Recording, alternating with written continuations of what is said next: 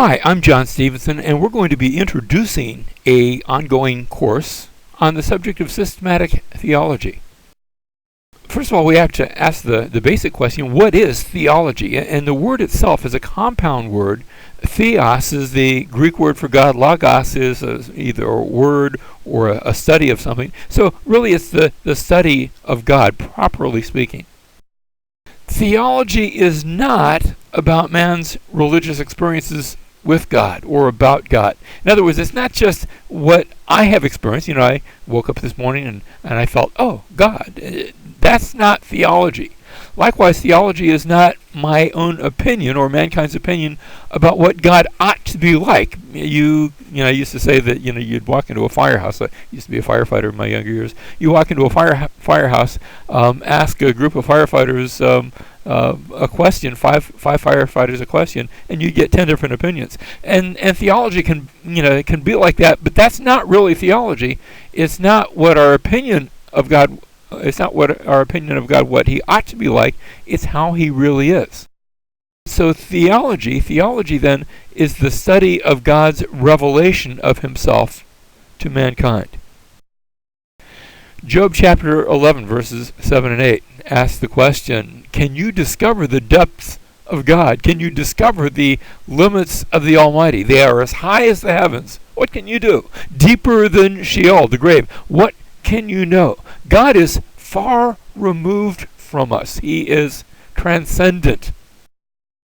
And because God is transcendent, there is something of a knowledge gap where I can't approach God on my own. And it took God to span that gap.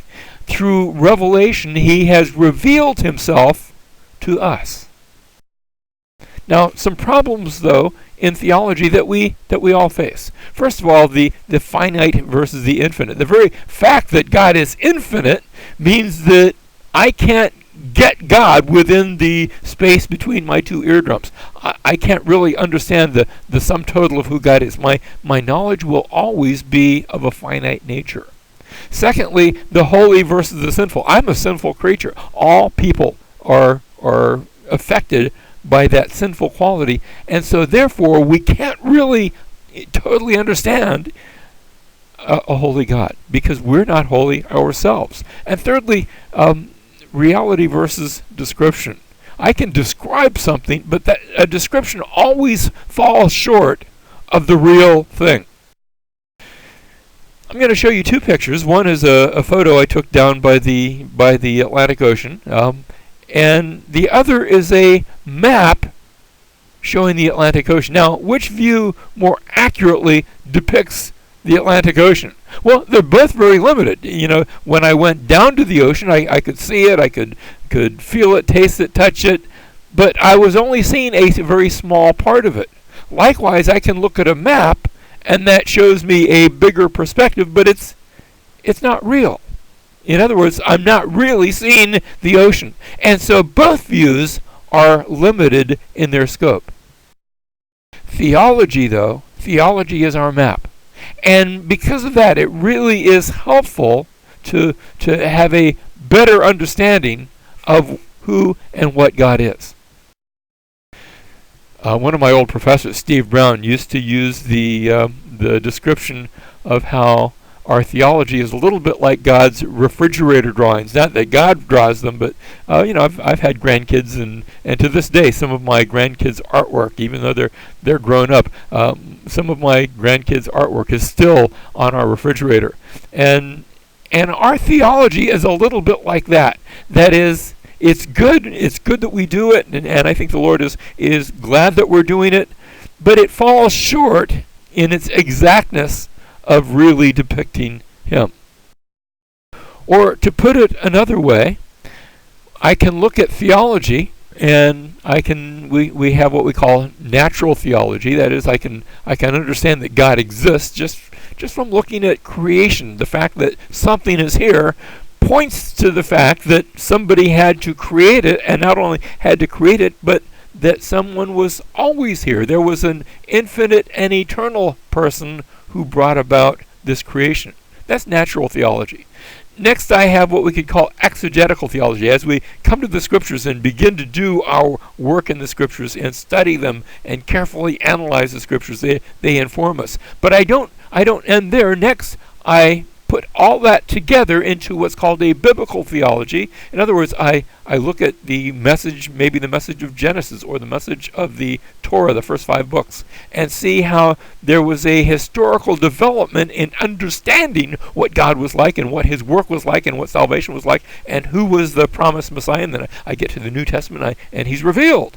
And so there's a process in which biblical theology had a development through the pages of the Bible, but it didn't come down to us all at one time. Next, I have a historical theology, because once the church had a completed Bible in its hand, they continued to study it and continued to grow in their understanding of it. So that you look at the first 200 years of the church, as the church wrestled and dealt with the whole question of who is Jesus.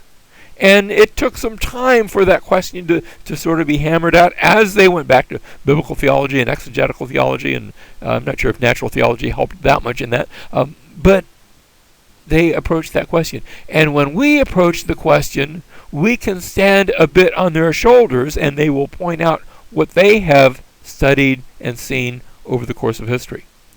Now I come to systematic theology, where I take all of those previous areas and I systematize them.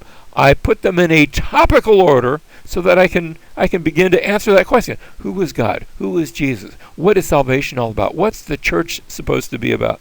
But I don't stop there. There's one more step in the process, and that is practical theology. I want to put it into practice. It doesn't do much good if it never gets into practice. Alfred Tennyson had a little poem that I think is appropriate here. He says, "Our little systems have their day. They have their day and cease to be. They are but broken lights of thee, and thou art, O Lord, are more than they." And so I think theology is helpful, but I should always remember that God is bigger than my theology. And that means when I come to the Scriptures and I'm trying to build my theology, my understanding of what they teach about God, about Jesus, about salvation, about the Holy Spirit, about all those different topics, that I have to recognize that there can sometimes be what I can call a cone of uncertainty. And I don't mean that the Scriptures are uncertain. It's that my understanding of the Scriptures might in certain areas be a bit uncertain. And if I go into the process recognizing that, well, I might be a little bit more forgiving. And also, at times, maybe refrain from being quite so dogmatic. At the same time, I think the closer my theology stays to the Scriptures, the smaller that cone of uncertainty will be.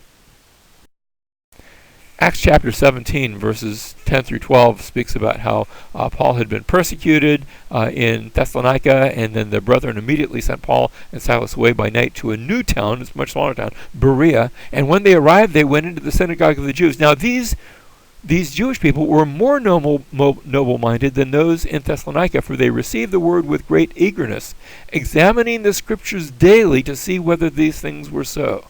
And therefore many of them believed, along with a number of prominent Greek women and men. I love the description of these who examined the Scriptures daily to sort of check out the teachings of Paul and Silas. And I think it's helpful for us to examine the Scriptures, go back to the Scriptures and check out and see what they teach about God, about Jesus, about all of these various topics that will be within the realm of our study of systematic theology.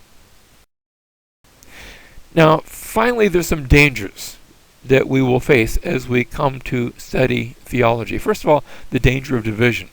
Truth has a way of dividing, and I ought to be aware of that. And I suppose there are some divisions that ought to be there, but I ought to be careful, because remember, we as Christians, we're really called to be one. There's a second danger, and that's the danger of pride. Knowledge has a tendency to puff up, and so my theology ought to always be drawing me closer in a spirit of humility to God Himself.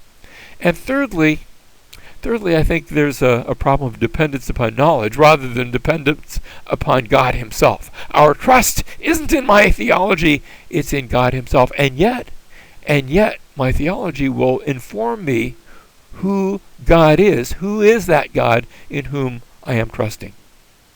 Finally, there's the danger of accepting man's false teachings. And so I always ought to be like those Bereans that go back to the scriptures and see if these things really are so. There's a little comic strip that I'm going to share with you in closing. The comic strip is the old Charlie Brown comic strip, and Lucy's looking at the rain, and she says, "Boy, look at the rain. What if it floods the whole world?" And Linus says, "Well, it will never do that, because in the 9th chapter of Genesis, God promised Noah that would never happen again, and the sign of the promise is the rainbow." And Lucy says, "Well, you've taken a great load off my mind." And Linus comments, "Well, sound theology has a way of doing that. And sound theology is good for the soul. It's good for us."